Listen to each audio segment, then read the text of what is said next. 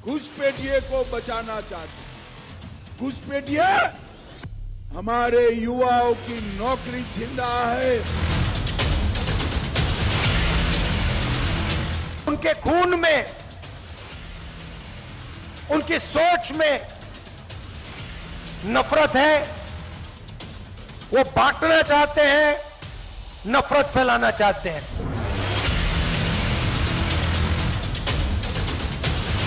महागठबंधन के कट्टा और जंगल राज को नकार दिया है। ये जो मतदान बढ़ चढ़ के हिस्सा ली है।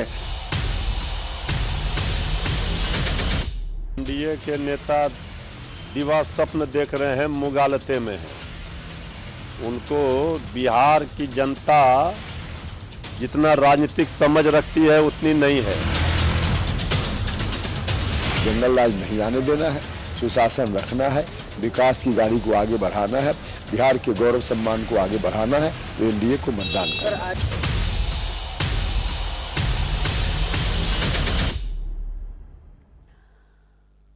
आप देख रहे हैं न्यूज इंडिया, आपके साथ मैं रचना बंसल। आज बात बिहार के चुनावी रण की करेंगे, जहां दूसरे दौर का शोर थम गया। आज प्रचार के आखिरी दिन एनडीए और महागठबंधन दोनों के नेताओं ने जीत के लिए पूरी ताकत झोंक दी। गृह मंत्री अमित शाह ने सासाराम और अरवल में चुनावी जनसभा की। इस दौरान उन्होंने घुसपैठ का मुद्दा उठाया। उन्होंने आरोप लगाया कि आरजेडी और कांग्रेस वोट बैंक के लिए घुसपैठियों को संरक्षण दे रहे हैं। इधर यूपी के सीएम योगी आदित्यनाथ ने भी बिहार में कई जनसभाएं की। उन्होंने भी घुसपैठ के मुद्दे पर राहुल और तेजस्वी को घेरा, जिस पर आरजेडी और कांग्रेस ने भी पलटवार करने में देरी नहीं की।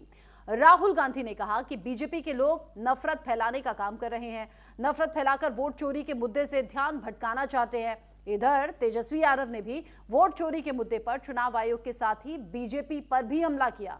लेकिन सवाल है, दूसरे चरण में किन मुद्दों पर वोट डला जाएगा, किसके दावे और वादों पर जनता भरोसा करेगी?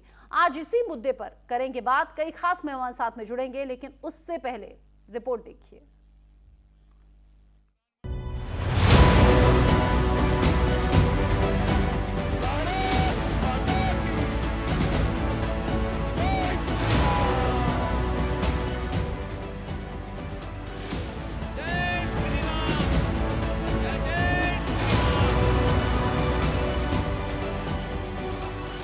बिहार का रण जीतने के लिए, सत्ता के शिखर पर पहुंचने के लिए, वोटरों को साधने के लिए एनडीए और महागठबंधन दोनों के नेताओं ने पूरा जोर लगाया। चुनावी रण में एक दूसरे पर तीखा प्रहार किया, ताबड़तोड़ चुनाव प्रचार किया। हालांकि जैसे ही घड़ी में शाम के 5 बजे दूसरे चरण का चुनावी शोर थम गया, लेकिन चुनावी शोर थमने से पहले बिहार चुनाव में धांधली के आरोपों से सियासी घमासान भी छिड़ गया। पूरा विवाद समस्तीपुर के सराय रंजन में सड़क किनारे वीवीपैट की पर्चियां फेंकी मिलने के बाद शुरू हुआ। इसके अलावा हाजीपुर के स्ट्रांग रूम में भी गड़बड़ी के आरोप लगाए गए। इन घटनाओं पर कार्रवाई करते हुए प्रशासन ने लापरवाही के मामलों में प्राथमिकी दर्ज की और एक सहायक रिटर्निंग अधिकारी को निलंबित कर दिया। लेकिन महागठबंधन के नेताओं ने चुनाव आयोग की मंशा को सवालों के कटघरे में लाकर खड़ा किया। आरजेडी और कांग्रेस ने पूछा कि वीवीपैट की पर्चियां कूड़ेदान में मिल रही हैं, सीसीटीवी पर सवाल उठ रहे हैं। हालांकि चुनाव आयोग जवाब नहीं दे रहा। भाई ये जो भी पर्चियां मिल रही है कैसे मिल रही है, या अगर सीसीटीवी अगर गायब कर दिया जा रहा है, वीडियो गायब कर दिया जा रहा है, तो इस तरह की बातें तो होंगी। तो इसमें और इलेक्शन कमीशन को देखना होगा कि नरेंद्र मोदी, अमित शाह और ये जो चीफ इलेक्शन कमिश्नर है ज्ञानेश, ये वोट चोरी कर रहे हैं। इनकी पूरी कोशिश लागू है, ये बिहार में करेंगे। इन्होंने हरियाणा में की, इन्होंने महाराष्ट्र में की, इन्होंने कर्नाटक में की, छत्तीसगढ़ में, मध्य प्रदेश में की, यहाँ भी कोशिश कर रहे हैं। और मैं बिहार के युवाओं से कह रहा हूँ, बिहार के जो जनरेशन जी है उनसे कह रहा हूँ, हमारी सबकी जिम्मेदारी है, आपको सावधान रहना है। पोलिंग बूथ पे वोट चोरी नहीं होने देनी है। बिहार के दूसरे चरण के रण में एक ओर वोट चोरी का शोर सुनाई दिया, तो दूसरी ओर घुसपैठ पर घमासान छिड़ा। सियासी बवाल तब बढ़ा जब केंद्रीय गृह मंत्री अमित शाह और यूपी के मुख्यमंत्री योगी आदित्यनाथ ने आरजेडी और कांग्रेस पर घुसपैठियों को संरक्षण देने का आरोप बढ़ा। वोट बैंक के लिए घुसपैठियों को शरण देने का भी गंभीर आरोप लगाया। बिहार में घुसपैठियों की कोई जगह होनी चाहिए क्या? जोर से बोलो, होनी चाहिए। ये लोग घुसपैठिए को बचाना चाहते हैं।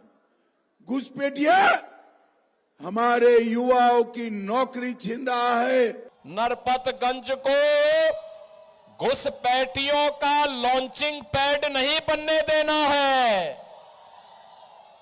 याद करना, ये लोग आएंगे, पंचर बनाने के नाम पर आएंगे, विकास का ही पंचर कर डालेंगे। बिहार के चुनावी माहौल में घुसपैठियों का मुद्दा पूरी तरह से गर्मा गया है।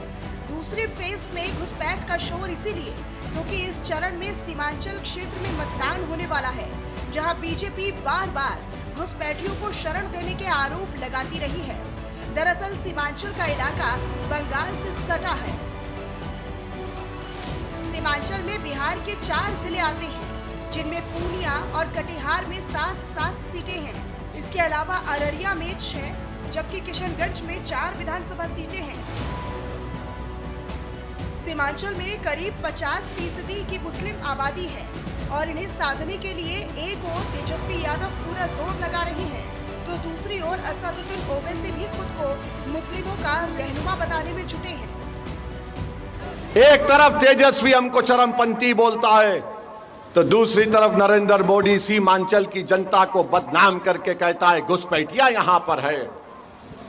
बताओ, कोचादामन की जनता, क्या कोचादामन में कोई नेपाली बांग्लादेशी दिखता है आपको? तो फिर सीमांचल को बदनाम करने का काम नरेंद्र मोदी भी कर रहे हैं और मोदी का छोटा भाई तेजस्वी भी कर रहा है। मुस्लिम वोटरों को साधने के लिए असदुद्दीन ओवैसी और तेजस्वी यादव दोनों ने पूरी ताकत झोंक दी है। लेकिन सवाल ये है कि घुसपैठ के शोर के बीच मुस्लिम वोटरों का भरोसा कौन जीतेगा? किसके चेहरे पर मुस्लिम वोटरों का वोट पड़ेगा? कौन खुद को मुसलमानों का रहनुमा साबित कर पाएगा? और सवाल ये भी कि सीमांचल में घुसपैठ का मुद्दा बीजेपी के लिए कितना कारगर साबित होगा। Bureau report, news India.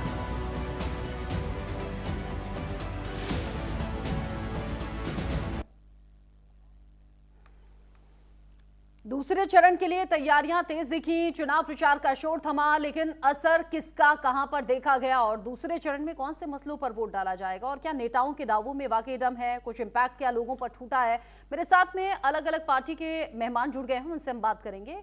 उनका परिचय करा देती हूँ। राहुल आनंद मेरे साथ में जुड़ गए हैं बीजेपी के प्रवक्ता के तौर पर, प्रतिभा सिंह थोड़ी देर में जुड़ेंगी जेडीयू प्रवक्ता के तौर पर, अंश वत्स भी जुड़ने वाले हैं कांग्रेस के प्रवक्ता के तौर पर, आरजेडी की तरफ से प्रमोद कुमार सिन्हा मेरे साथ में है, डॉक्टर मोनिका सूद मेरे साथ में है राजनीतिक विश्लेषक के तौर पर। आप सभी का न्यूज इंडिया पर बहुत स्वागत। जिस तरीके से हमने देखा पहला चरण, और पहले चरण में वो घटनाएं सामने आई जो नहीं आनी चाहिए थी, अब दूसरे चरण की तैयारी है, लेकिन इस सब के बीच ही कई ऐसी तस्वीरें हैं जो सवालों के घेरे में है और उन तस्वीरों के साथ मैं शुरुआत कर लेती हूँ। राहुल आनंद जी, आपसे ही, जो आरोप विपक्ष लगा रहा है, वीवीपैट की पर्चियां हुई या फिर स्ट्रांग रूम के कैमरे का बंद होना, इसे सवालों के घेरे में ना लाया जाए तो क्या करें? सफाई क्या देंगे इस पर आप? ऐसा हुआ कैसे? चर्चा की शुरुआत करने से पहले आपको और आपके सारे सम्मानित पैनलिस्ट को मेरा नमस्कार है। देखिए, जो बिहार के अंदर जो दूसरे चरण के बाद जो पहले चरण के बाद जो दूसरे चरण का जो प्रचार थमा है, वो अब विकासी मुद्दा है, कोई भ्रम की राजनीति नहीं है। अगर बात करें दूसरे चरण के प्रचार खत्म होते होते तो जनता ने तय कर लिया है कि बिहार में एक बार फिर से एनडीए की सरकार ही बनेगी। मैं आपको एक बात और बता दूं, ये जो वीवीपैट की जो चर्चाएं चल रही हैं, वो वास्तविकता से, उसकी हकीकत से दूर करने का प्रयास किया जा रहा है। देखिए, वो ट्रेनिंग का एक पात्र था और ट्रेनिंग के पात्र के बाद उसको नष्ट करने की प्रक्रिया है, जिसको नष्ट नहीं किया गया और साथ ही उसको वहां फेंक दे दिया है, जिसकी कड़ी निंदा की गई है और चुनाव आयोग ने इसके ऊपर संज्ञान लेकर जो संबंधित अधिकारी थे वहां पे उनको सस्पेंड किया गया है। दूसरे चरण का प्रचार भी अगर देखा जाए तो शांतिपूर्वक और जन समर्थन से भरा रहा है। प्रधानमंत्री नरेंद्र मोदी जी और मुख्यमंत्री नीतीश कुमार जी की रैलियों में उमड़ा जन सैलाब इस बात का साफ संकेत दे रहा है कि बिहार की जनता विकास, विश्वास और सुशासन के साथ खड़ी है। महागठबंधन के पास कोई दृष्टि नहीं है, ना कोई योजना है। जनता ने उनके वादे और झूठे आरोपों को पूरी तरह से खंडित कर दिया है, नकार दिया है। हमें विश्वास है कि दूसरे चरण में के मतदान में भी बिहार की जनता रिकॉर्ड तोड़ वोटिंग करेगी और एनडीए की सरकार एक बार बनाएगी। देखिए, मैंने अक्सर इस बात को कहा था और फिर आपके चैनल पर कहता हूं कि देखिए, ये जो हार की जो वजह तलाशने का जो प्रयास किया जा रहा है एनडीए के खिलाफ, वो इसका जीता जाता सबूत है कि महागठबंधन के लोग आज इस तरह की बातें कर रहे हैं। एक राहुल गांधी जी ने वोट अधिकार यात्रा निकाली थी, जिसको ध्वस्त होते नजर आया, तो बहाने तलाशने लगे और विदेश जाकर फिर से सोच कर आए कि हमें क्या बोलना है। कैमरा कैसे बंद हुआ जी? स्ट्रॉन्ग रूम का कैमरा कैसे बंद हुआ? देखिए, ये सब तो बस अफवाहों का बाजार है। अभी तक इसकी कोई आधिकारिक रूप से पुष्टि नहीं की गई है। और जहां तक मेरी जानकारी है कि कभी भी किसी भी चुनाव की जब वोटिंग प्रतिशत बढ़ती है तो उस समय जो विपक्ष के जो लोग होते हैं वो अफवाह उड़ाते हैं, क्योंकि अक्सर इस बात को मैं कहता आता हूं कि लटकाएंगे, अटकाएंगे, भटकाएंगे, निपटाएंगे और जाति उन्माद फैलाएंगे, तो ये उसमें अव्वल नजर आते हैं और वो अपने काम को कर रहे हैं और हर की वजह तलाश रहे हैं। ठीक है, आपको ऐसा लगता है कि भ्रम फैलाने की कोशिश है? एक काम करती हूँ, मैं बाकी मेहमानों से पूछ लेती हूँ। मेरे साथ में जिस तरीके से कांग्रेस की तरफ से अंश वस्त जी हैं, जो कि हमेशा फैक्ट्स पर बात करते हैं, क्योंकि ये सवाल अब पूछे गए हैं और विपक्ष लगातार कह रहा है, एक तो वोट चोरी का मसला पहले से ही छाया हुआ है जिसे बार बार दोहराया जा रहा है, और अभी जो हमने पहले चरण में आरोप देखे कि कहीं मशीनें चल नहीं रही हैं, कहीं सुस्त वोटिंग का आरोप लगा दिया, बावजूद इसके 20 साल का रिकॉर्ड भी टूट गया वोटिंग में, ये भी ध्यान में रखना चाहिए। ये कहा गया कि बिजली जानबूझकर काटी जा रही है, सुस्त वोटिंग कराई जा रही है और वोटिंग को प्रभावित करने की कोशिश है। इन सब बातों को ध्यान में रखते हुए जो तस्वीरें सामने आई हैं उस पर क्या कहेंगे आप? देखिए रचना जी, 14 तारीख को क्या परिणाम आने वाला है ये पूरी तरीके से स्पष्ट है। ये आपको भी दिख रहा है, मुझे भी दिख रहा है और बिहार की जनता को भी दिख रहा है। अगर आप नालंदा, वैशाली जैसे तमाम जिलों की आप बात कर लीजिए जहां पे स्ट्रॉन्ग रूम सीसीटीवी कैमरे की जो फुटेज है उसके साथ छेड़छाड़ की जाती है, अगर समस्तीपुर में ईवीएम से निकलने वाली वीवीपैट की पर्चियां जो है वो फेंकी हुई नजर आती हैं, अगर राकेश सिन्हा जी, संतोष ओझा, नागेंद्र कुमार जी जैसे बीजेपी संघ के बड़े बड़े लोगों को जो है दिल्ली, हरियाणा से जो है बिहार में स्पेशल ट्रेनों से भर भर के लाया जाता है, अगर प्रधानमंत्री मोदी जी जो है वो हर रैली में जाके कट्टा, कनपट्टी, बंदूक जैसे निम्न स्तर की भाषण जो है देते हैं हर रैली में जाके, अगर बीजेपी की पूरी आईटी सेल अपने 20 साल के रिपोर्ट कार्ड को दिखाने की बजाय जो है सिर्फ और सिर्फ राहुल जी को कवर करने में व्यस्त है, तो इससे पूरी तरीके से परिणाम जो वो स्पष्ट है कि क्या परिणाम आने वाला है कि एनडीए जो है वो जा रही है और इंडिया गठबंधन की सरकार आ रही है। अगर मैं यहाँ पे कहूं तो रवि किशन जी जो है वो हर रैलियों में जाकर जो है गाना गाकर सीटी बजवा रहे, तो वही नरेंद्र मोदी जी जो है वो जो है हर रैली में जाकर ऐसी निम्न स्तर की भाषा का प्रयोग करके जो है सीटी बजवा रहे। लेकिन मैं अगर आपको बता दूं तो 2024 के लोकसभा चुनाव में जब उन्होंने मटन, मछली, मंगलसूत्र, भैंस चुरा ले जाएंगे जैसे भाषणों का प्रयोग किया तो वह आधे हो गए। झारखंड में कहा कि बेटी चुरा ले जाएंगे तो वहां पे साफ हो गए। अब बिहार में ऐसी भाषा का प्रयोग कर रहे हैं तो मैं कहना चाहता हूं कि वो गायब होने वाले हैं। क्यों? क्योंकि बिहार की जनता जो है वो नौकरी पर चुनाव चाहती है, वो चाहती है कि आप हमारे रोजगार के ऊपर बात करें। बिहार की जनता चाहती है कि आप मुफ्त इलाज से हमें महंगाई से राहत दे। बिहार की भूमिहीन जो जनता है वो चाहते हैं कि आप हमारे अधिकार की लड़ाई लड़े, जो बिहार में इंडिया गठबंधन की सरकार बनने के बाद हम उनको देंगे उनके अधिकार।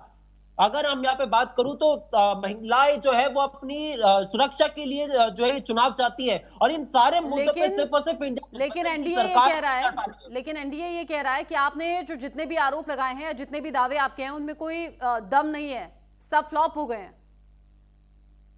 मुझे एक चीज समझ में नहीं आता ये कौन से दावे फ्लॉप हो गए। अगर यहाँ पे जो हम सबसे बड़ा तो वोट चोरी का वो कह रहे हैं वोट चोरी की बात जो है वो दरकिनार कर दी है लोगों ने बढ़ चढ़कर वोट किया है और ये सब कुछ जा रहा है एनडीए के समर्थन में, ऐसा एनडीए का दावा है। अब लोगों ने बढ़ चढ़ के वोट इसलिए किया है क्योंकि जो बिहार की जनता है वो राहुल गांधी जी की वोटर अधिकार यात्रा के बाद जो है वो जागरूक हुई है अपने अधिकार को लेकर। वो जागरूक हुई है कि अगर अगर एक एक व्यक्ति ने वोट नहीं दिया तो ये लोग जो है वोट चोरी कर देंगे। राहुल गांधी जी की जब प्रेस कॉन्फ्रेंस हुई हरियाणा पे जो हाइड्रोजन बम आया उसके बाद बिहार की जनता को लगा कि हमारे वोट काटे जा सकते हैं, हम लोगों को जाना पड़ेगा, हम लोग जो ये बर्दाश्त नहीं कर सकते कि आप बाहर से किसी को बुला लेंगे। ये जो रिकॉर्ड वोटिंग हुई है ये वोटर अधिकार यात्रा की वजह से हुई है। प्रतिभा सिंह जी, चूंकि अभी सेकंड फेज बहुत ज्यादा इंटरेस्टिंग होने वाला है, इसमें सीमांचल होगा, मिथिलांचल होगा, खास वोटर्स भी इसको लेकर हैं। बीजेपी के कहे जाते हैं खास वोटर्स, जेडीयू के अलग वोटर्स होते हैं, महागठबंधन अलग दावों पर चल रहा है। आपको क्या लग रहा है किसका खेल बिगड़ने वाला है? नहीं, जो देखिए बिहार की जनता पहले चरण के जो चुनाव मतदान हुए उसमें बिहार की जनता ने बताने का काम किया है कि बिहार की जनता को क्या चाहिए, बिहार की जनता को कैसी सरकार चाहिए, और बिहार की जनता का रुझान किधर है। तो ये लाख दावे करते रहे। वो वाला विकास प्रतिभा जी वो वाला विकास क्या जो अभी डिप्टी सीएम पहुंचे थे लखीसराय में, वहां टूटी कीचड़ वाली सड़क देखकर लोगों ने विरोध करना शुरू कर दिया था, कीचड़ फेंका था, चप्पल फेंका था, वो पूछ रहे थे विकास कहाँ है? वो वाला विकास नहीं देखिए, मैं उस विकास की भी बात करती हूँ।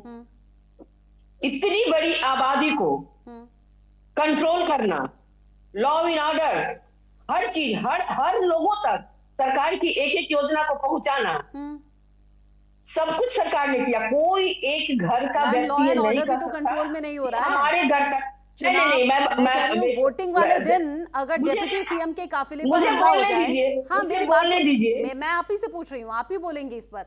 अगर वोटिंग वाले दिन स्पेशली जब सुरक्षा व्यवस्था बहुत ज्यादा कड़ी होती है, उस दिन डिप्टी सीएम के काफिले पर हमला हो जाए या विधायक के काफिले पर हमला हो जाए, जिस तरीके की तस्वीर सामने आई वो तो नहीं आनी चाहिए थी। आप लॉ एंड ऑर्डर को कंट्रोल करने की बात कर रही हैं, दिन दहाड़े हत्याएं हो गई और बैक टू बैक हो गई, ये कैसा कंट्रोल? मैं आपको बताती हूँ, बिहार में जो फिलहाल अभी विपक्ष में बैठे हैं उनका इतिहास क्या रहा है जरा उसे भी याद कर लिया जाए।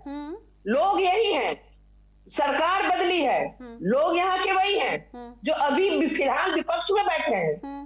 तब था कि उनके समय में जो सरकार चलती थी उस समय अपराधी और अपराध का संचालन अन्य मार्ग से होता था, लेकिन आज वो नहीं है। अगर गलती होती है, अपराधी अपराध करते हैं, बख्शे नहीं जाते हैं, उन पर तुरंत कार्रवाई होती है, उन्हें सजा मिलती है।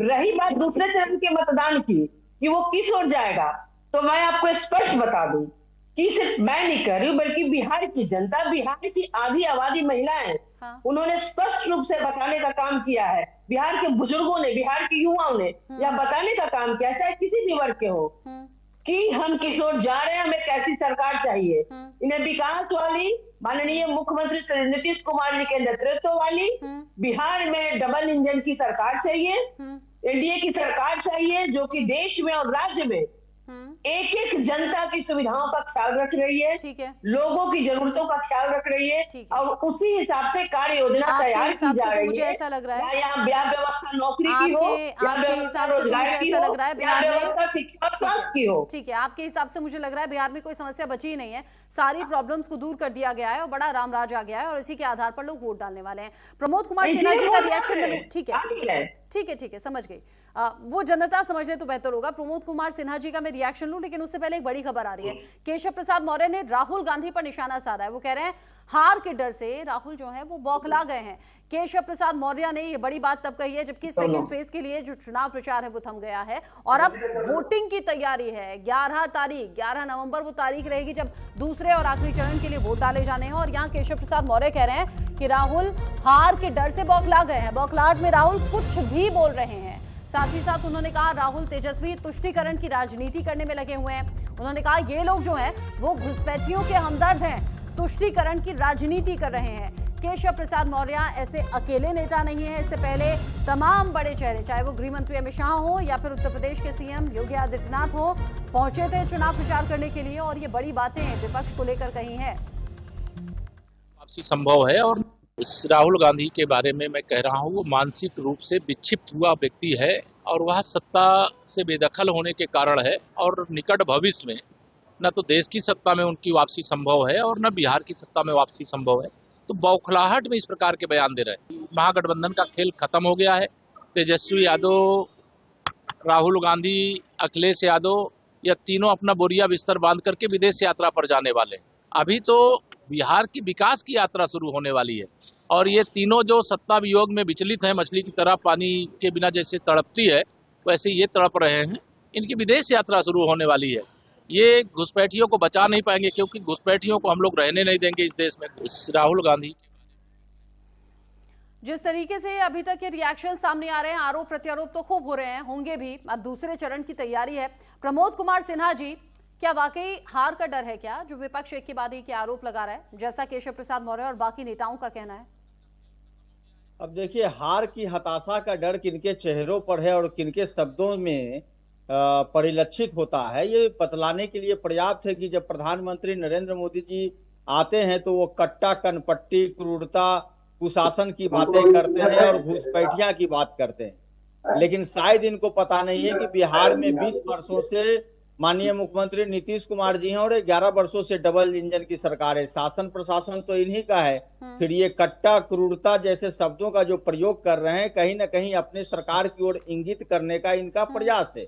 घुसपैठियों की बात करते हैं, देश के गृह मंत्री अमित शाह जी हैं, बिहार के गृह मंत्री नीतीश कुमार जी घुसपैठिए बावजूद बिहार में है या दूसरे देशों से आ गए हैं, तो 20 वर्षों में इन लोगों ने क्या करने का काम किया और कैसे इनके रहते हुए 56 इंच की सीना के रहने के बावजूद घुसपैठिए कैसे आ जाते हैं। जवाबदेही तो उनकी बनती है। सबसे पहले तो इनको त्याग पत्र देना चाहिए। गृह मंत्री के पद पर दोनों जो बने हुए हैं, चाहे केंद्रीय गृह मंत्री हो या राज्य के गृह मंत्री हो, इनको तो त्याग पत्र देना चाहिए। लेकिन चूंकि इनको बदनाम करना है बिहार की जनता को, और चूंकि ये देखिए ये घोषणा पत्र लाते हैं, जबकि पिछले 20 सालों से इन्हीं की सरकार है। इनको तो पिछले जो 2020 में इन्होंने घोषणा करने का काम किया था, उस घोषणा पर कितना अमल किया और कितने वायदों पर ये खरा उतरे, उसको इनको बतलाने का जरूरत था। कि 5 सालों में मैंने ये काम किया। लेकिन ये लोग कह रहे हैं कि अब हम आएंगे दोबारा तो 5 सालों में चीनी मिलें खोलने का काम करेंगे। और प्रधानमंत्री नरेंद्र मोदी जी 2014 में ही कह चुके थे कि अगली बार जब हम आएंगे तो चीनी मिल से उत्पादित चीनी से चाय बना के पिएंगे। 2025 आ गया और अब कहते हैं कि एक बार में कहते हैं कि मैं 5 चीनी मिलें खोलूंगा, फिर कहते हैं 25 चीनी मिलें खोलने का काम करूंगा। तो ये इनके वादे और दावे पर बिहार की जो वादे और दावे हैं इनमें कोई दम नहीं है। अच्छा, एक और इंटरेस्टिंग अभी रिएक्शन एक सामने आ गया है, उस पर भी मैं चाहूंगी कि आप रिएक्ट करें प्रमोद कुमार जी।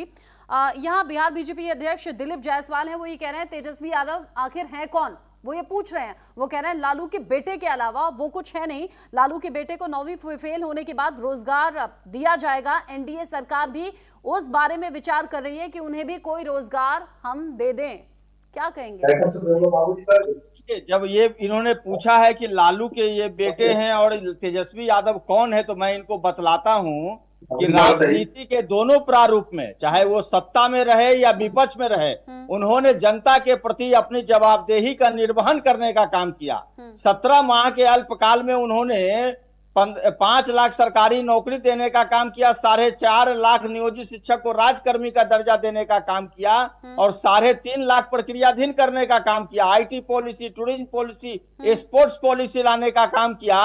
और वही जब विपक्ष में है तो सरकार के तमाम नाकामियों पर सबसे पहले सड़क से लेके सदन तक जो है संघर्ष करने वाले वो एकमात्र नेता हैं। और वो इधर उधर की बात नहीं करते हैं। तेजस्वी यादव जी क्या बात करते हैं, हम आएंगे बिहार में एजुकेशन सिटी देने का काम करेंगे, हम आएंगे टेक्सटाइल पार्क लगाने का बात करते हैं हमारे नेता, हम आएंगे जूट मिल खोलेंगे, हम आएंगे शुगर मिल खोलने का बात करते हैं, agro based industry, dairy based industry, food processing unit की बात हमारे नेता कहते हैं। वो कहते हैं कि हर उस वंचित परिवार में जहां कभी सरकारी नौकरी नहीं थी, हम उसको वहां सरकारी नौकरी देने का काम करेंगे। वो कहते हैं कि जो संविदा कर्मी है मामूली सी तनख्वाह पर काम करते हैं, उनको मैं अस्थायी करने का काम करूंगा।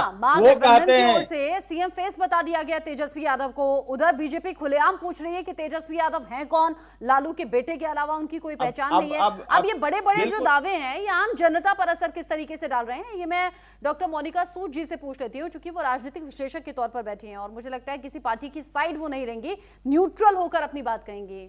क्या लग रहा है मोनिका जी, क्या होने वाला है? देखिए, न्यूट्रल होकर अगर आप मेरी बात सुनना चाहेंगी तो मैं ये आपको बोलना चाहती हूँ कि जैसे ये मुद्दा उठाया जा रहा है कि तेजस्वी यादव कौन है, आपको लगता नहीं है कि तेजस्वी यादव जी को मौका इसलिए मिल रहा है क्योंकि वो लालू प्रसाद यादव जी के बेटे हैं? ये सही बात है, क्योंकि यहाँ पर नेपोटिज्म की बात आ रही है। मैं आपको साफ बोल रही हूँ कि ये नेपोटिज्म की बात है कि क्यों ये अपने बेटे को ही बनाना चाहते हैं, यहाँ पर सीएम की कुर्सी पे बिठाना चाहते हैं, कोई और क्यों नहीं। अगर मैं आरजेडी की बात करूं तो आरजेडी से कोई और क्यों नहीं, क्यों सिर्फ तेजस्वी यादव, पहली बात। दूसरी बात कि अगर हम बात करते हैं एनडीए की या जेडीयू की सरकार की, तो जिस समय आरजेडी की सरकार थी 2005 से पहले, उस समय ये बोल रहे हैं कि प्रधानमंत्री जी या गृह मंत्री जी ये बात करते हैं, कट्टे की बात करते हैं, गनपट्टी की बात करते हैं, तो क्या ये सच नहीं था? उस समय क्या क्राइम इतना ज्यादा बढ़ नहीं गया था उस समय, जिस समय आरजेडी की सरकार थी, कि कोई भी महिला अपने घर से बाहर नहीं निकल सकती थी। आज अगर करीब करीब 60% महिलाओं ने पहले चरण में वोट किया है, अगर आज महिलाएं बाहर आके खुल के वोट कर रही हैं, तो वो क्यों कर रही हैं? क्योंकि उनको किसी का डर नहीं है, उनको पता है कि वो सुरक्षित हैं। अब रही बात, अगर हम बात करें कि जैसे कि पथराव हुआ था, जो सीएम के मतलब जजी के ऊपर पथराव हुआ था और कानून का मतलब प्रॉब्लम चल रहा था, तो उस समय वो विपक्ष जो है बैठा, जो कोई भी विपक्ष है, वो ऐसे काम करता है क्योंकि उनको अंदर से डर लगता है, एक अंदर से इनसिक्योरिटी होती है। जो हत्याएं हुई बैक टू बैक 15 दिन में 50 से ज्यादा जो हत्याएं हो गई और फिर बाद में भी होती रही, उस पर क्या कहेंगी? उस पे मैं ये कहूंगी कि ये सब जो मुद्दे उठे हैं, ये सिर्फ इन चुनावों के कारण ही उठे हैं।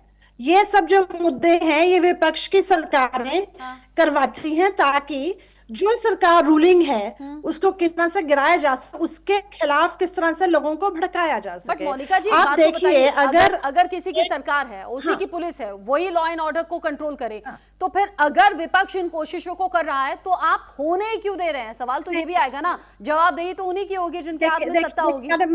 मैडम, सरकार जिनकी होती है ना, कानून उनका नहीं होता। जुडिशरी और जो लॉ होता है वो इंडिपेंडेंट होता है, ठीक है ना। लॉ और जुडिशरी हमेशा इंडिपेंडेंट होता है, वो सरकार का नहीं होता है। ऐसा नहीं कोई भी फोन करे और फोन करके उठा के कोई भी काम करवा ले, ऐसा नहीं होता है, वो इंडिपेंडेंट है। जब यही चीजें और स्पेसिफिकली जब चुनाव चल रहे होते हैं, तो कोई भी सरकार जब ऐसी ही क्राइम की घटना है या रेप की घटना जब पश्चिम बंगाल से सामने आती है, तो सीधा ममता सरकार से सवाल होता है ना कि आपकी सरकार है, आपकी पुलिस है, जवाब दीजिए।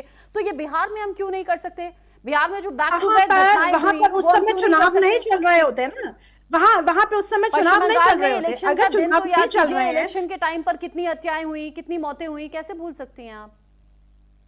नहीं, मैं भूल नहीं रही हूँ इसको, मैं भूल नहीं रही हूँ। मैं ये बोल रही हूँ कि ये सब चालें हैं, ये चीजें बैठाई जाती हैं ताकि जो रूलिंग सरकार है उसको कैसे गिराया जाए। ठीक है, आप कह रही हैं कि रूलिंग सरकार पर सवाल उठाने के लिए इस तरह की घटनाएं होती हैं, लेकिन मेरा ये मानना है कि अगर कोई सत्ता में बैठा है, उसके हाथ में कंट्रोल है, तो उसे ये सुनिश्चित करना चाहिए कि माहौल सेफ रहे, लोग क्वेश्चन ना कर सके। और अगर माहौल सेफ नहीं होगा और विपक्ष सवाल करेगा तो उसमें अगर जहां मैं बात करूं माहौल सुनिश्चित करने की, तो जो वोटिंग हुई है वो 65% वोटिंग तभी हो पाई है अगर वहां पे सब कुछ सही था। चलिए, वो तो 14 तारीख को पता चलेगा। मैंने पहले भी कहा, मैं तो न्यूट्रल होकर सवाल कर रही हूँ। अगर महागठबंधन की सरकार होती तो आप दीजिएगा जवाब। इस बीच एक बड़ा अपडेट भी है, अभी मुझे लगता है अंश जी भी कुछ बोलना चाह रहे हैं। कांग्रेस ने बिहार में फिर से वोट चोरी का मुद्दा उठाया है। सड़कों पर वीवीपैट पर्ची मिलने पर बोले हैं पवन खेड़ा। वो कह रहे हैं चुनाव आयोग हमारे सवाल का जवाब दे ही नहीं रहा है, बीजेपी और चुनाव आयोग की मिलीभगत है, ये पवन खेड़ा का कहना है। वो कह रहे हैं बिहार के लोग वोट चोरी नहीं होने देंगे, बिहार के लोग बढ़ चढ़कर वोट डालें। हालांकि विपक्ष ये भी कह रहा है कि वोट चोरी हो गया, लेकिन विपक्ष ये भी दावा कर रहा है कि ये जो वोट पड़ रहे हैं ये उनके फेवर में पड़ रहे हैं। पवन खेड़ा ने क्या कुछ कहा है, सुन लेते हैं। उठ रहे हैं सीसीटीवी का भी, और हमने देखा वीवीपैट की पर्चियां भी कूड़ेदान में मिली। तो ये सब सवाल तो चुनाव आयोग को जवाब देने हैं। सवाल तो राहुल गांधी पिछले कई महीनों से उठा रहे हैं, लेकिन चुनाव आयोग सवाल के जवाब नहीं दे रहा, क्योंकि मिली भगत है। बिहार के लोग, बिहार का मीडिया वोट चोरी नहीं होने देगा। लगातार सवाल उठ रहे हैं सीसीटीवी का भी, और हमने देखा वीवीपैट की पर्चियां भी कूड़ेदान। हालांकि पवन खेड़ा कह रहे हैं कि वोट चोरी बिहार की जो जनता है वो नहीं होने देगी, लेकिन वोट चोरी तो पहले ही हो चुका है, इस तरह के दावे भी हैं। तो सच क्या है फिर अंश जी? देखिए, सच्चाई क्या है कि भारतीय जनता पार्टी और उनके साथ मिली भगत करने वाली चुनाव आयोग पूरी कोशिश कर रही है कि किसी भी प्रकार से जो बिहार का चुनाव है वो हरियाणा के चुनाव की तरह चोरी हो जाए, वो छत्तीसगढ़ के चुनाव की तरह चोरी हो जाए, वो मध्य प्रदेश के चुनाव की तरह चोरी हो जाए, वो पूरा प्रयास करें। और मैं आपको उदाहरण के लिए बताऊं तो दानापुर में हमने देखा कि इस प्रकार से जो वहां पे वोटर्स थे उनको परेशान किया जा रहा था। हमने देखा जगह जगह से जो तस्वीरें सामने आ रही थी कि किस प्रकार से कोशिश कर रहे हैं कि एक भी वोट जो है इनका बेईमानी से डाला जाए, ये सारा ये प्रयास कर रहे हैं क्योंकि ये जानते हैं कि 20 साल के शासन में रहने के बाद आज इनके पास कुछ जवाब नहीं है देने का, अपना रिपोर्ट कार्ड नहीं है, तो इस वजह से पूरा प्रयास करें। अब जो हमारी राजनीतिक विश्लेषक मैम कह रही थी और जो की प्रवक्ता कह रही थी, मैं उनकी बात का कुछ जवाब भी देना चाहता हूँ। और एक जो केशव प्रसाद मौर्य जी ने कहा और जिसका ये बड़ा कह रही थी परिवारवाद पे कि भैया तेजस्वी यादव जी कौन है, वैसे तो जी हमारे आरजेडी के प्रवक्ता ने बता दिया तेजस्वी यादव जी कौन है। मैं आपके माध्यम से पूछना चाहता हूं कि भैया चिराग पासवान जी कौन है? वो अपने पिता की बेटे होने की वजह से तो यहाँ पे आज एलजेपी के वो बने हुए हैं ना नेता, उसके अलावा उनका क्या वजूद था बता दीजिए मुझे, उनका कोई राजनीतिक आप अनुभव बता दीजिए। जो इनकी एक सहयोगी दल है हम हिंदुस्तान अवाम मोर्चा जीतन राम मांझी जी की पार्टी, उसमें 6 उम्मीदवारों में से आपने 3 जो अपने परिवार के उनको टिकट दे दिया, 2 जो है राजनीतिक परिवार के आते हैं उनको आपने टिकट दे दिया, पूरा परिवारवाद तो एनडीए में चल रहा है उसका तो आप जिक्र करेंगी नहीं मैडम। आपको बताती है मोनिका जी, मैं आपके बीच में नहीं बोला, प्लीज शांति से सुनिए। सम्राट चौधरी जी का क्या वजूद है, अपने पिता शकुनी चौधरी जी के बेटा होने के अलावा क्या वजूद है उनका बता दीजिए मुझे। तो यहाँ पे दूसरों पे उंगली करने पे जवाब जाते हैं ना, तो ध्यान रखिए कि बाकी की उंगली पे आपकी तरफ ही सवाल उठा रही होती हैं। एक यहाँ पे जेडीयू के प्रवक्ता ने कहा कि भैया सबकी जरूरत का ध्यान हम रखते हैं। अरे भैया दिख रहा है पिछले 20 साल से आप किसकी जरूरत का ध्यान रख रहे हो? आज पेपर लीक का कारोबार जो है 800 करोड़ का बन चुका है और ये खुद आपकी पुलिस ने कहा है कि भैया आज वो बहुत बड़ा कारोबार बन चुका है। नीट का पेपर जो है 70-80 लाख में बिकता है, ये आपकी बिहार की सच्चाई है। अशोक चौधरी जी जो है उनके ऊपर किस प्रकार से भ्रष्टाचार का आरोप लगा है वो किसी से छुपा नहीं है। टेंडर जारी करते समय भी और फंड रिलीज करते हुए भी दोनों समय पे 5% का वो कमीशन लेते हैं, ये किसी से छुपा नहीं है। जीवेश मिश्रा जी नकली दवाई के आरोपी है, वो उन पर दोषी पाए जा चुके हैं और न्यायालय जो है जुडिशरी ने उन पर पूरा मुकदमा चला के उनको दोषी करार दिया, उसके बाद भी आज भी वो अपने पद पे बैठे हुए हैं, आप उनको टिकट दे देते हैं। तो किसकी जरूरत का ध्यान रखा जा रहा है वो किसी से छुपा नहीं है। सीएजी 70,000 के करोड़ के घोटाले का अगर जिक्र करती है तो वो आपके ही कार्यकाल में करती है। और जब नीतीश कुमार जी इंडिया गठबंधन के साथ थे, सरकार चला रहे थे, मोदी जी ने जो इतनी लंबी भ्रष्टाचार की फेहरिस्त की लिस्ट सुनाई थी ना, वो किसी से छुपा नहीं है।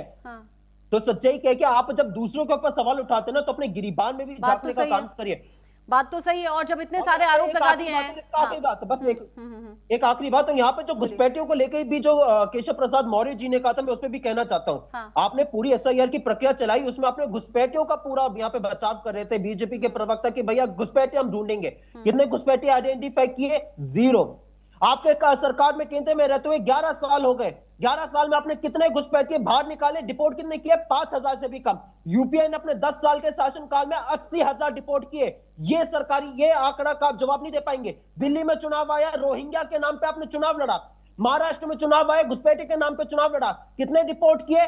0। ये आपका सरकार का आंकड़ा है कि आप सिर्फ और सिर्फ भाषण देने आ जाते हैं घुसपैठियों पे, लेकिन अगर आप सच्चाई की बात करेंगे आपने कोई जमीन पे काम नहीं किया। अब आंकड़े देने का काम करेंगे राहुल आनंद जी, जो कि रिएक्ट करना चाहते हैं क्योंकि आप बहुत देर से आरोप लगा रहे हैं। राहुल आनंद जी, क्या वाकई इतना बड़ा गड़बड़ झाला है क्या? बिहार की जनता तो बड़ी कंफ्यूज होगी अब। रचना जी, सबसे अहम बात यह है कि महत्वपूर्ण ये नहीं है कि कांग्रेस के साथी प्रवक्ता ने किन बातों पर ध्यान आकर्षित करने का प्रयास किया, क्योंकि इनके पास मुद्दे नहीं है, इसलिए ऐसी चीजों को उठाकर ले आते हैं जो बेवजह अपने कान पे जो जू रेखता है उसके वो काम करते हैं। देखिए मैं 3-4 उदाहरण देता हूँ। मुद्दा नहीं है, क्या बात कर रहे हो? सुनिए मैं आपको बताता हूँ। जिस तरह राहुल गांधी को आज कोई सीरियसली नहीं लेता है, हमारे स्टार प्रचारक के रूप में जाने जाते हैं, उस तरह कांग्रेस के किसी प्रवक्ताओं को हम सीरियस नहीं लेते हैं। उसके पीछे का हम तर्क बताते हैं क्यों नहीं लेते हैं। देखिए आपने एक संदर्भ उठाया जीवेश मिश्रा जी का, आपने वो स्टेटमेंट पढ़ा है क्या?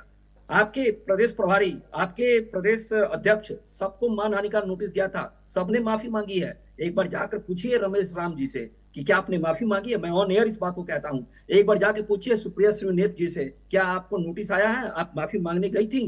पूछिए। अगर मैं गलत बोल रहा हूँ तो मैं आज से आपके साथ नहीं बैठूंगा चर्चा करने के लिए। मैं दूसरी बात पे आता हूँ। उसमें जो जीवेश मिश्रा का जो संदर्भ उठाने का प्रयास किया जाता है, एक कहावत है हमारे बिहार में, आप तो खुद बिहारी हैं, अदगत गगरी छलकत जाए। जिसके पास ज्ञान नहीं होता है वो बहुत ज्यादा शोर मचाता है, उसको लगता है कि मुझे ही सब चीज पता है। और नए ड्राइवर तो बार बार हॉर्न बजाते हैं, अरे हटो नहीं तो धक्का लग जाएगा, क्योंकि कॉन्फिडेंस की और एक्सपीरियंस की कमी होती है। एक बार उस जजमेंट को उठाकर देखिएगा, मैं ऑन एयर बोल रहा हूँ, ड्रग्स एंड कॉस्मेटिक एक्ट में 17A को एक बार जाकर पढ़िएगा, उसमें लिखा है कि भारत सरकार, ये आप ही की सरकार ने बनाया था, यानी कि हमारी सरकार ने ही बनाया था, 2014 के पहले की सरकार ने, जब कांग्रेस शासन में थी, कि 70% से ऊपर अगर कोई चीजें आएंगी तो उस दवा को 100% माना जाएगा। एक बार पढ़िएगा, मैंने फिर भी संदर्भ में बता दिया। दूसरी सबसे महत्वपूर्ण बात आपने की वोट चोरी की। मैं मानता हूं कि विपक्ष जो है हताशा निराशा है, लेकिन शायद वो विपक्ष भूल जाता है इस चीज को कि क्यों जब कर्नाटका के सरकार में उनके मंत्री ने जब राहुल गांधी के ऊपर आरोप लगाए थे कि वोट चोरी का जो मामला आपने उठाया है ये गलत है, उस समय हमारी सरकार थी, एसआईआर की जो प्रक्रिया हुई थी वो एक सम्मान गया, ऐसा कुछ नहीं है, तो उसको दबाव देकर उसको इस्तीफा दिलाया गया, ये एक सच्चाई है। तीसरी अहम बात, जो आप बिहार के अंदर जो मसला को लेकर चल रहे थे, जिसमें आपने इस बात को कहा था कि सासाराम में रोहतास जिले की खूबसूरती देखनी चाहिए, राहुल गांधी जी गए थे देखने के लिए, चावल का उत्पादन वहां बहुत अच्छा होता है, उनको खाना चाहिए था, अगली बार मैं भिजवाऊंगा उनको। वहां जिस महिला से वो मिले थे, उस महिला ने ही इस बात को खंडन कर दिया था कि हमें कहा गया था इस चीज को कहने के लिए, ये गलत बात है, हमारा नाम है वोटर लिस्ट में। चौथी सबसे महत्वपूर्ण बात बताते हैं, जिस मिंता देवी का टी शर्ट पहनकर लोकतंत्र के मंदिर में सब लोग जा रहे थे, उस मिंता देवी ने आपके सारे विपक्ष के नेताओं को घेर दिया था, ये कहकर कि ये उम्र में ऐसा हो सकता है, मेरे इजाजत के बिना आपने मेरे नाम का टी शर्ट और मेरे पहचान फोटो छपी टी शर्ट को क्यों इस्तेमाल किया। यानी कि जो विपक्ष है ना वो बिल्कुल कंफ्यूज्ड है। आपने एक और मामला उठाया था राकेश सिन्हा जी का, उस वक्त मैं बता नहीं पाया था लेकिन बता देता हूं, वो संदर्भ उन्होंने दिल्ली में वोट डाला था, ये सच्चाई है, लेकिन उसके बाद की भैया प्रक्रिया तो सुनिए। जो सम्मानित व्यक्ति होते हैं, जो सदन के अंदर बैठा है, वो इस तरह की गलती नहीं करेगा। उन्होंने अपना नाम कटवाया, उसका ऑन रिकॉर्ड आया, वो दिन उन्होंने खंडन भी किया इस चीजों को। तेजस्वी यादव जी की बात करते हैं, बस मैं हटता हूं फिर आप कहिएगा। तेजस्वी यादव जी की बात करता हूं, आपके जितना नेता है दिल्ली से लेकर पटना तक सभी जमानत पे बाहर है, कब सलाखों के अंदर होंगे ये पता नहीं। उस समय आप कहेंगे ईडी सीबीआई का चक्कर है। देखिए, मैं इस चीज को मानता हूं कि जो गलतियां हुई है पूर्व की सरकार के द्वारा, उसको सुधारने का काम हम ही कर सके हैं, क्योंकि दिल मनवा होगा इंग्लिस्तानी तो दिलवा हिंदुस्तानी नहीं होगा, अंश जी। और ये कांग्रेसी हमेशा इस बात का परिचय देते हैं। आपको ये भी संदर्भ याद रखना चाहिए था कि किस तरह से कृष्णा अल्लाह अर्जुन को मारने के लिए पटना एयरपोर्ट पर लोग इंतजार कर रहे थे, और जिस सदाकत आश्रम में आप गांधी जी की बातें करते हैं, जहां बीजेपी घुसी थी आपको शब्द बताने के लिए कि मर्यादा क्या होती है, उस गांधी आश्रम में, सदाकत आश्रम में माँ बहन की गाड़ियां परोसी जा रही थी। याद है कि भूल गए हैं? वीडियो मेरे पास है, मैं दे सकता हूँ। ठीक है, आपने शुरुआत में कहा अधजल गगरी छलकत जाए, तो इस वक्त चुनावों के टाइम पर तो हर कोई नेता ऐसे ही चीख चिल्ला रहा है, इसी तरह से बड़ी बड़ी बातें कर रहा है, लेकिन बिहार की जो जनता है ना वो पूछ रही है, पार्टियां बदल जा रही हैं, चेहरे बदल जा रहे हैं मंत्रियों के, नेताओं के, लेकिन नहीं बदल रही है बिहार की दशा दिशा। आज भी रोटी कपड़ा मकान की लड़ाई है, आज भी काम कारोबार के लिए उन्हें बाहर पलायन करना पड़ रहा है, पुल टूटने की गिनती तो गिनते गिनते लोग थक गए हैं, और बहुत बेसिक सुविधाएं, शिक्षा, स्वास्थ्य, इनके लिए अभी भी दर दर की ठोकरें खानी पड़ती है। नेतागिरी दिखाने के चक्कर में सब आगे पीछे तो दिख रहे हैं, लेकिन बिहार की जनता की क्या वाकई कोई सोच भी रहा है? ये सवाल अभी भी बड़ा बना हुआ है। मैं कह रही हूं, मैं सभी पार्टी और सभी नेताओं के लिए बात कर रही हूं, किसी की साइड नहीं ले रही हूं। प्रमोद कुमार सिन्हा जी, क्योंकि अब सेकंड फेज में सीमांचल का भी जिक्र हो रहा है, असदुद्दीन ओवैसी कहां तो हाथ मिलाने के लिए तैयार थे, कहां आपके आपस में ही बिगड़ गई है, ये चल क्या रहा है? और कहीं ऐसा तो नहीं कि वोट सिर्फ बट जाएगा, किसी का भला नहीं होगा? देखिए, चाहे सीमांचल का इलाका हो, चाहे दक्षिण बिहार का क्षेत्र हो, चाहे उत्तर बिहार हो, चाहे दक्षिण बिहार हो, बिहार की जनता बिहार के मुद्दों पर वोट करेगी, और बिहार की जनता उस दल को, उस गठबंधन को वोट करने जा रही है जो जनता और जनता के जन सरोकार के मुद्दों को लगातार उठाने का काम करती है। हाँ। और जिसके नेता जनता के समस्याओं के निराकरण की दिशा में पहल करने का काम करते हैं। एक बात पूछ लूं फिर आपसे, मैं एक बात पूछ लूं, मेरे ऑफिस में भी बिहार के बहुत से लोग हैं, वो पूछ रहे थे, महागठबंधन जो अपनी एकता दिखाने की कोशिश कर रहा है, राहुल तेजस्वी मंच पर एक साथ चुनाव प्रचार में बहुत ना के बराबर दिखाई दिए, ऐसा क्यों? ऐसा इसलिए क्योंकि 243 सीट पर चुनाव लड़ना है और 2 फेज में चुनाव हुआ है। अभी मैं आपको अगर कहिएगा तो एक 20 जिला में अभी जो 122 जो सीटें हैं वो 20 जिला में चुनाव प्रचार करने के लिए जाना है 122 सीटों पर। तो हमारे नेता, इनके पास क्या है ना, इनके यहाँ आप देखिए ना, केंद्रीय मंत्री से लेकर के प्रधानमंत्री से लेकर दूसरे राज्य के मुख्यमंत्री से लेकर के 30-30, 35-35 हेलीकॉप्टर घूमता है। लेकिन हमारे यहाँ तो उस तरह का नहीं ना है। हमारे नेता आदरणीय तेजस्वी प्रसाद यादव जी, आप देख रहे हैं कि एक एक दिन में 15-15, 20-20 सभाएं कर रहे हैं। हेलीपैड से उतर करके दौड़ करके मंच पे जाते हैं और भाषण देने के बाद दौड़ करके हेलीपैड पे आते हैं। आप ये कहना चाह रहे हैं क्या? आप ये कहना चाह रहे हैं कि तेजस्वी यादव तेजी से दौड़ लेते हैं, भाग लेते हैं, राहुल गांधी इसलिए भाग नहीं पा रहे हैं, इसीलिए साथ में दोनों रैलियां नहीं कर रहे हैं? कहने का मेरा मतलब है कि जितने भी सीटें हैं, सभी सीटों पर महागठबंधन के बड़े नेता अपनी भागीदारी वहां पे सुनिश्चित करा लें। इस प्रकार की योजनाएं पर हम लोग काम कर रहे हैं। कहीं राहुल गांधी जी जा रही है, प्रियंका गांधी जी जा रहे हैं, कहीं तेजस्वी यादव जी जा रहे हैं, अन्य स्टार प्रचारक जा रहे हैं। इसमें दिक्कत क्या है? मैं तो इतना मानता हूं कि जो भी हमारे महागठबंधन के जो नेता जा रहे हैं, बिहार और बिहार के मुद्दों पर ही बात करते हैं, ना कि कट्टा और कनपट्टी और गाना पर नहीं बोलते हैं। हमारे नेता कहते हैं कि हम आएंगे तो 5 सालों में बिहार को विकसित राज्य बनाने का काम करेंगे, 20 माह में परिवर्तन दिखलाने का काम करेंगे। और इतना तेजी से विकास, चूंकि जो रिसोर्सेज डेवलप होना चाहिए बिहार का, वो नहीं हो पाया है। मेधा शक्ति का पलायन, श्रम शक्ति का पलायन। मेधा शक्ति के पलायन में यहीं के छात्र चले जाते हैं दूसरे राज्य, यहीं के शिक्षक जाके पढ़ाते हैं दूसरे राज्य में, इंफ्रास्ट्रक्चर वहां का होता है। तो हमारे नेता ने क्या कहा कि हम यहीं पे इंफ्रास्ट्रक्चर डेवलप करने का काम करेंगे ताकि यहाँ का पैसा यहीं रहेगा और यहाँ का विकास होगा। तो हमारी योजनाएं बिहार के विकास के लिए, बिहार को विकसित राज्य बनाने के लिए है। लेकिन इन बातों का असर क्या होगा बिहार की जनता पर, या किसे मिलेगा वोट का साथ? ये 14 तारीख को साफ हो जाएगा। इस बीच बड़ा अपडेट भी, जिसका मैं भी जिक्र कर रही थी, बिहार बीजेपी अध्यक्ष ने तेजस्वी यादव पर जो तंज कसा है उसके बारे में एक बार बता दें दर्शकों को। तेजस्वी के रोजगार वाले दावे पर बोले हैं दिलीप जायसवाल। वो कह रहे हैं 14 नवंबर के बाद तेजस्वी को हम रोजगार देंगे। 14 नवंबर को एनडीए की बड़ी जीत होने वाली है और चूंकि 9वीं वो पास कर नहीं पाए, जिस तरीके से सवाल उठते रहे हैं, अब ये तंज कसते हुए उन्होंने कह दिया है कि तेजस्वी यादव को भी एनडीए नौकरी देने की तैयारी कर रही है। तेजस्वी यादव की एजुकेशन को लेकर इससे पहले भी सवाल उठे हैं। दिलीप जायसवाल ने ये बड़ी बात कह दी। वो कह रहे हैं तेजस्वी हैं कौन? तेजस्वी यादव तो लालू प्रसाद यादव के बेटे हैं, उसके अलावा कुछ नहीं है। लालू यादव के बेटे को 9वीं फेल होने के बाद कोई रोजगार दिया जाएगा? एनडीए सरकार इस बारे में विचार कर रही है क्योंकि 14 नवंबर को जीत हो रही है हमारी।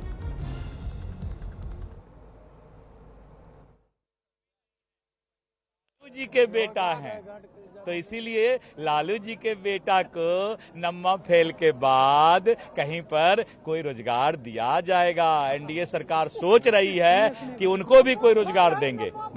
तेजस्वी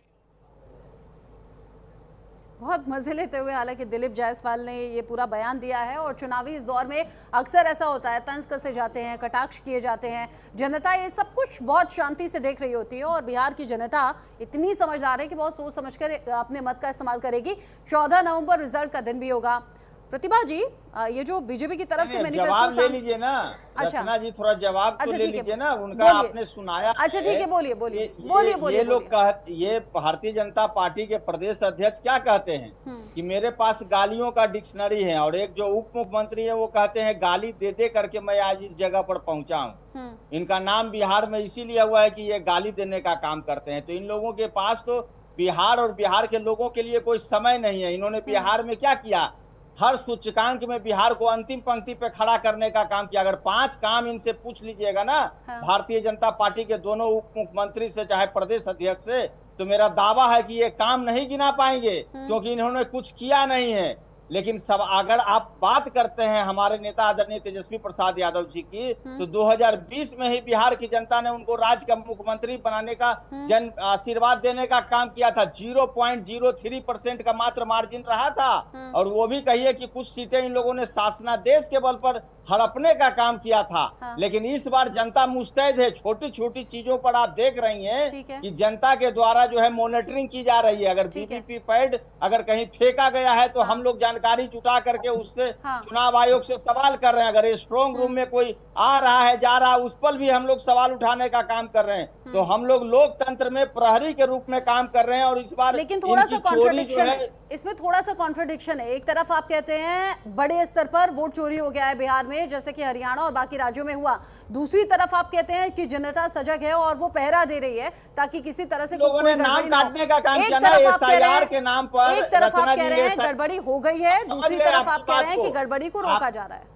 आपकी बात को हम समझ गए ना रचना जी। SIR के नाम पर इन लोगों ने कितने लोगों का नाम काटा है। मैं अपने वार्ड में 18 बूथ पे मैं मॉनिटरिंग कर रहा था और कितने दर्जनों लोग हमसे बोले कि मेरा देखिए आई कार्ड है लेकिन मेरा नाम लिस्ट से कट गया है। लेकिन जब लिस्ट से नाम कटा था तो टाइम दिया गया था ना 1 महीने का। ये बोला गया था 1 महीने आकर आप अपनी शिकायत दर्ज करा सकते हैं, जो कोई भी आपकी क्वेरी है वो ठीक करा सकते हैं। रचना जी अब एक व्यक्ति इन लोगों ने 80 लाख लोगों का नाम काटने का काम किया, 80 से अधिक लाख लोगों का। और जो लोग नहीं देख पाए आज परिणाम के रूप में तो क्यों नहीं BLO क्यों नहीं उनके घर गए थे। ठीक है, सवाल ये है और ना आप लोगों का ये भी दावा है, आप लोगों का ये भी दावा है कि खास तौर से उन इलाकों में वोटर लिस्ट से लोगों के नाम कटे हैं, उन वोटर्स के नाम कटे हैं जो महागठबंधन के सपोर्ट में थे। तो अब तो सेकेंड फेज में शायद मुझे लगता है उन्हीं वोटर्स का नंबर होगा, प्रतिभा जी, जैसा कि विपक्ष दावा कर रहा है।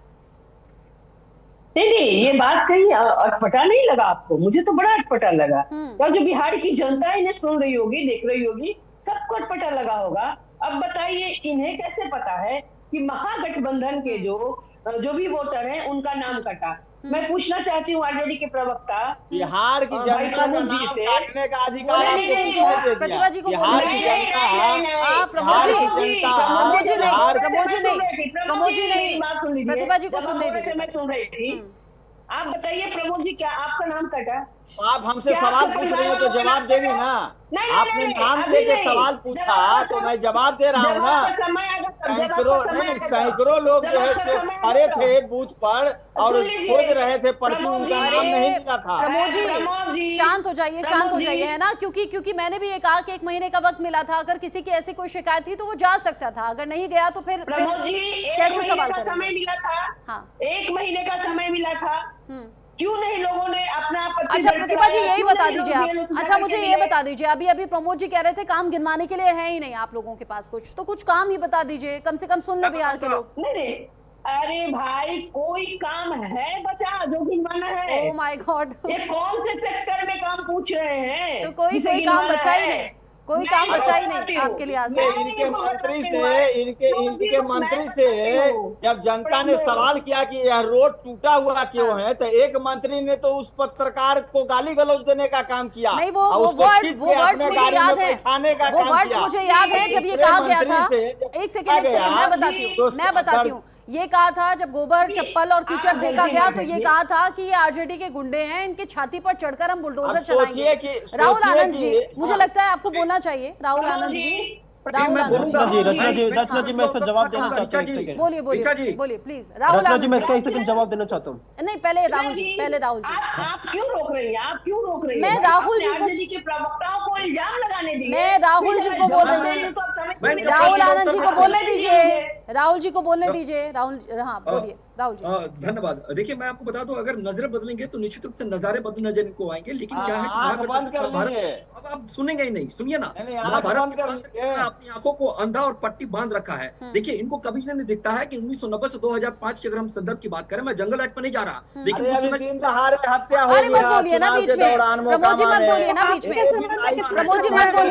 आप लगातार बोलते रहे, किसी ने कुछ नहीं बोला। मेरी बात सुनिए, इंजीनियरिंग कॉलेज की संख्या कितनी थी? आपके टाइम में 2 इंजीनियरिंग कॉलेज की संख्या थी, हमारे टाइम में 27 है। आप एक बार मिलाकर देख लीजिए। नाम बताइए, पॉलिटेक्निक कॉलेज की संख्या नाम बताइए। अरे बाबा नाम बताइए, 27 का नाम बोलते रहिए। इस बीच बड़ी खबर आ रही है, सभी की आवाज दीजिए। एक बड़ी खबर आ रही है, आरजेडी सांसद मनोज झा ने चुनाव आयोग को चिट्ठी लिख दी है। स्ट्रॉन्ग रूम की सुरक्षा को लेकर आयोग को ये चिट्ठी लिखी गई है, जिसको लेकर पहले से ही आरजेडी सवाल कर रही थी। एंट्री और एग्जिट पॉइंट्स को मॉनिटर किया जाए, ये मनोज झा ने कहा है लेटर में। वो कह रहे हैं कि स्पेशल ये देखना चाहिए एंट्री और एग्जिट पर कौन आ रहा है, कौन जा रहा है।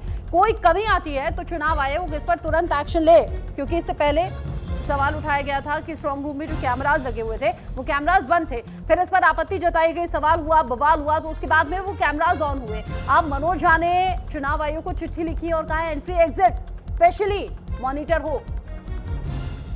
वो चिट्ठी कुछ गंभीर सवाल खड़े करती है। पहले चिट्ठी लिखी माननीय चुनाव आयोग को, आप सब ने मीडिया में वो चिट्ठी देखी होगी।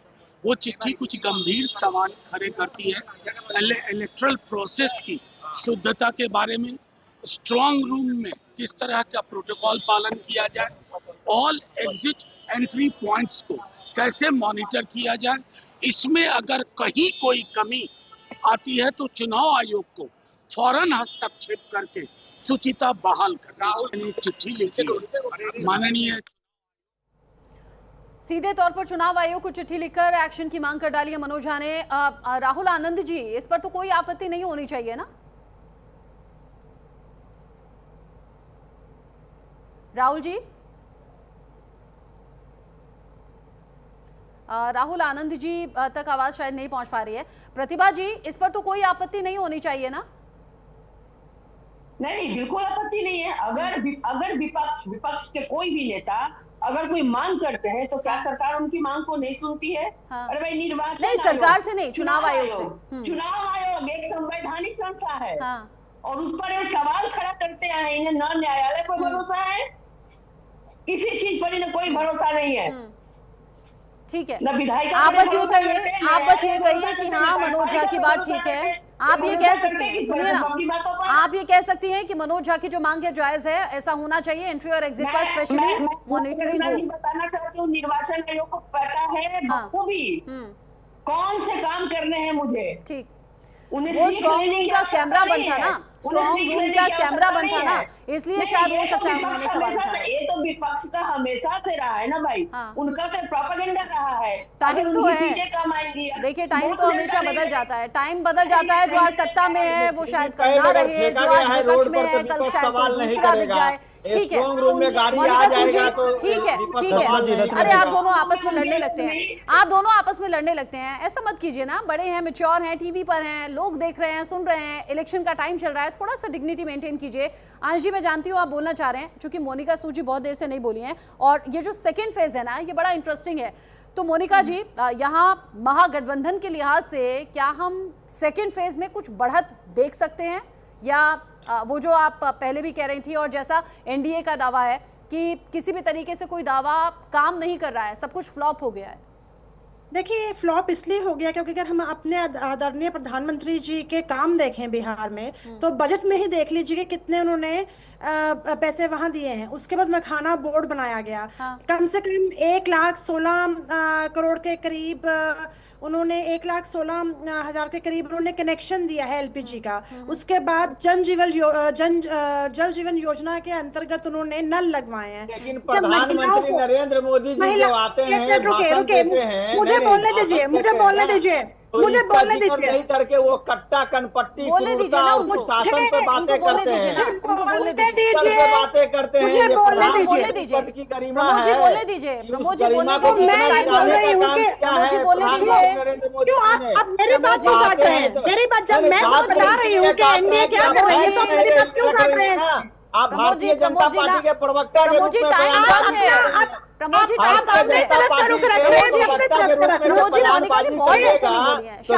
सुनने के लिए तैयार हो जाए ना। आपने बहुत जवाब तो हम सुनेंगे ना, बोलने तो दीजिए पहले है ना, उन्हें बोलने तो दें, बोलने दें आप उन्हें। बोलिए, जल्दी से बोल लीजिए मोनिका जी। तो मैं ये बोल रही हूँ, जैसे लखपति दीदी की योजना हुई, मुद्रा लोन हुआ, स्किल इंडिया जो है अब हमारे प्रधानमंत्री बिहार में लेके आ रहे हैं। जैसे अभी भी बताया था राहुल जी ने कि 27 इंजीनियरिंग कॉलेज खुले हैं। एक पखवाड़े में अवेलेबल है, देख लीजिए, समाधि ले लिया, ये बताइए कि अगर आप शोर मचा रहे हैं तो आपकी सरकार ने 2000 आप बोलने नहीं देंगे तो कुछ समझ नहीं आएगा ना। ऑन एयर टाइम वेस्ट होता है, ऑन एयर टाइम खराब होने वाली बात है। अगर फैक्ट्स में बात होती है तो एक एक करके करेंगे तो बेहतर रहेगा ना। ये टाइम वेस्ट वाली बात होती है, अच्छा नहीं लगता और ये सुनने में अच्छा नहीं लगता। मतलब क्या इंपैक्ट आप अपना छोड़ेंगे बतौर प्रवक्ता या बतौर राजनीतिक विश्लेषक? बीच में नहीं बोलना चाहिए। अभी मेरे पास टाइम खत्म हो गया है। आप सभी का बहुत शुक्रिया, मोनिका सूद जी, प्रतिभा जी, साथ ही प्रमोद जी, अंश वत्स जी, राहुल आनंद जी भी मेरे साथ में जुड़े हुए थे। सेकेंड फेज इंटरेस्टिंग होने वाला है और सेकेंड और आखिरी फेज के बाद फिर इंतजार रहेगा 14 नवंबर का, जब बिहार की जनता ये तय कर लेगी कि इस बार बनेगी किसकी सरकार। आगे जो अपडेट होंगे पहुंचाएंगे आप तक। छोटा सा ब्रेक।